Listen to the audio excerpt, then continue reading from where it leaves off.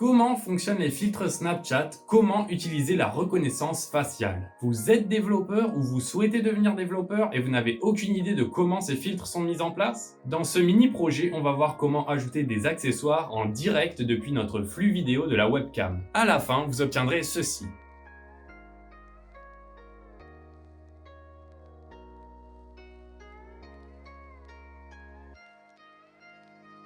Pour ce mini-projet, on va avoir besoin d'un fichier index.html, style CSS et app.js. On importe la structure habituelle de notre HTML et dans le head, on rajoute le fichier style.css que l'on vient de créer, une police Google Font et les icônes Font Awesome. Je vous invite à aller voir ma vidéo sur la barre de navigation responsive si vous voulez plus d'infos à ce sujet. Puis, avant la fermeture de la balise body, on importe les librairies JavaScript P5 pour la capture de vidéo et le dessin dans un canevas, puis CLM Tracker pour la reconnaissance faciale à partir de notre flux vidéo. Et enfin, on importe le fichier app.js où on mettra toute la logique de notre mini-application. Pour créer l'interface de sélection des accessoires, nous allons créer un conteneur Item Speaker dans lequel on va créer nos blocs Item Picker. À l'intérieur, on met une icône flèche gauche avec une fonction qu'on va créer par la suite, PrevItem for Type, en lui passant soit Hat, Glasses ou Mouth en type pour changer l'accessoire. On rajoute un Item Picker Type qui contient une icône et un label pour illustrer le type d'accessoire que l'on change. Et enfin, une icône flèche droite avec la fonction tout à l'heure. On reproduit le process pour les trois différents types et nous avons terminé pour la partie HTML. Basculons maintenant sur le CSS.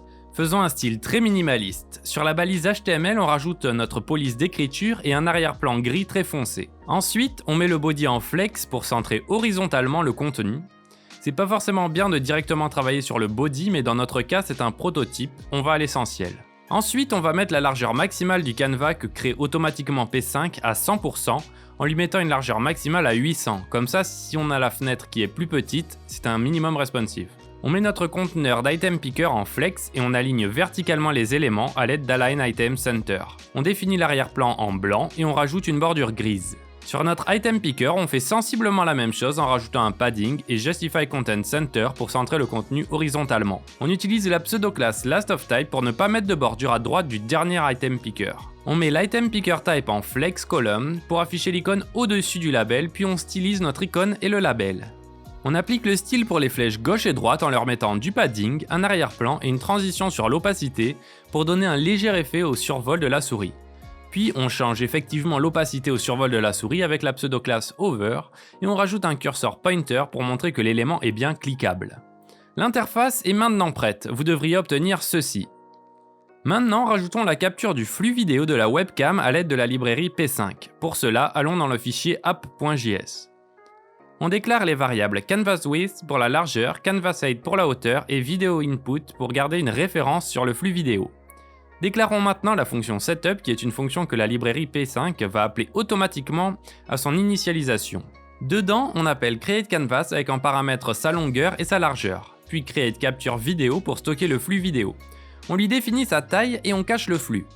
Ensuite, créons la fonction Draw qui est la fonction que P5 va appeler à chaque frame pour savoir quoi afficher dans le canevas.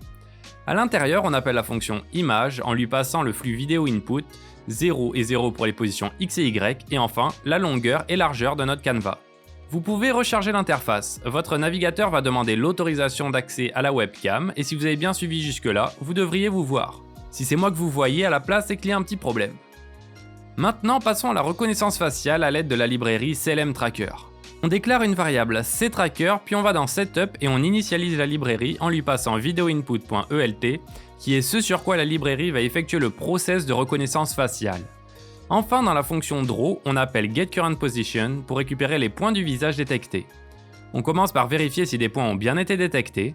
Si c'est le cas, on met Stroke à 255 pour définir la couleur à blanche sur P5, puis on boucle sur l'objet Positions qui est un tableau de points du visage, et on appelle Point pour afficher chaque point avec P0 pour la coordonnée X et P1 pour la coordonnée Y. En rechargeant, vous devriez obtenir ceci. Notez que j'ai enlevé mes lunettes et tamisé la lumière pour mettre la librairie de reconnaissance faciale dans les meilleures conditions. Dernière ligne droite, la snapchatisation.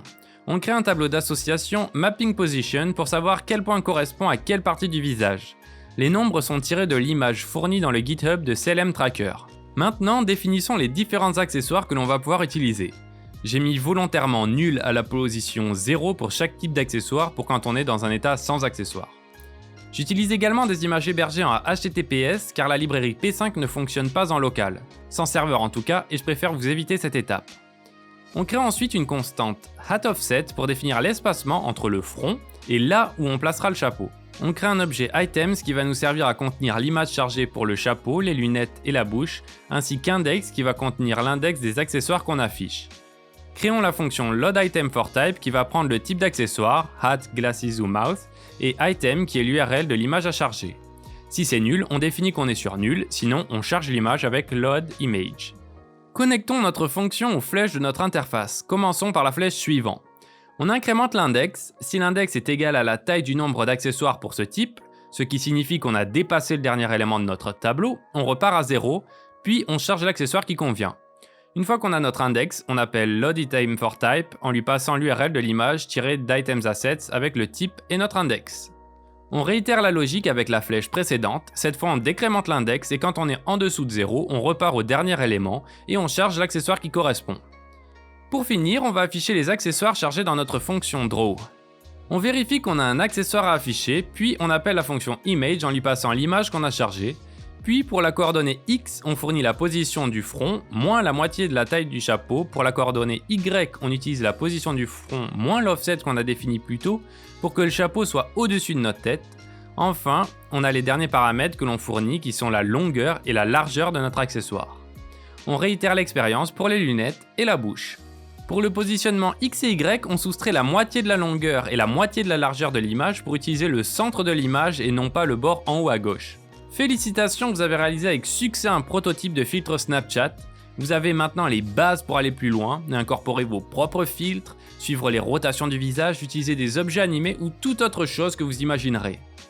J'espère que ça vous a plu. Dites-moi dans les commentaires les sujets que vous voulez que j'aborde. Dites-moi aussi ce que vous pensez du format. Est-ce que ça va trop vite, pas assez? Est-ce que je rentre trop dans le détail ou au contraire pas assez? Je vous mets dans la description un lien vers la version écrite du tutoriel. Pensez à mettre un pouce si la vidéo vous a plu et à vous abonner si ce n'est pas encore le cas. À bientôt!